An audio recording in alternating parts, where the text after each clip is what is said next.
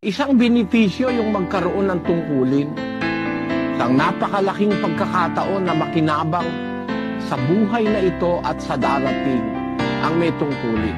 Maaaring dahil sa tungkulin mo, nakikita ng Diyos, diboto ka sa tungkulin mo, masipag ka. Maaaring pagbawalan niya yung karamdaman dahil nakikita niyang masipag ka, maaktibo ka sa iyong tungkulin. Maaaring pagbawalan niya yung mga masasamang tao na galawin ka dahil meron kang ginagampanan tungkulin.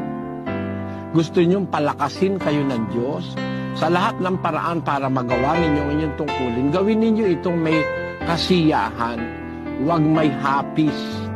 Gawin ninyo hindi parang napipilitan. Enjoy. Enjoy your responsibility. Enjoy the performance of your responsibilities and duties as officers of the church. At makikita nyo, totoo ang Diyos sa buhay ninyo, mga kapatid.